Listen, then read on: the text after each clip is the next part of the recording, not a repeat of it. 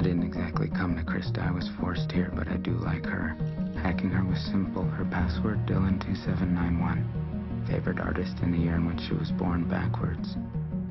Though she's a psychologist, she's really bad at reading people, but I'm good at reading people. My secret, I look for the worst in them. في اللقطة اللي بعد كده هنلاحظ ان هو اخترق الدكتورة النفسية بتاعته عن طريق Dictionary Brute Force Attack. من الكلام اللي على الشاشة هلاحظ انه عمل بينج على موقع اللي هو ev.ebank.org وعمل له حوالي 10 مليون كلمة مرور. وافتكر الرقم ده كويس جدا يعني عشان نرجع له تاني بعدين. معرفش انا بصراحة موقع اللي يخليك تجرب 10 مليون ريكوست عليه من غير ما يديك بلوك او ريت ليميت، بس يعني هفترض ان هو ما عندوش الكلام ده. النقطة التانية ان هو استخدم تول اسمها Ellipse Crack. انا بصراحة عمري ما استخدمت التول دي قبل كده ولا حتى سمعت عنها يعني في الحاجات بتاعتنا دي. لما دورت عليها ما لقيتش لها اي دليل.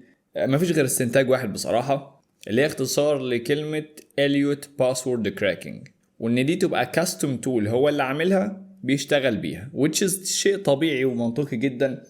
كلنا يعني بنعمل custom tools وبنشتغل عليها وبتساعدنا يعني. واخر حاجة طبعا ان هو عمل dictionary عبارة عن كلمات مرور كتيرة لها علاقة بالشخص ده، وده طبعا كله منطقي لا بأس به.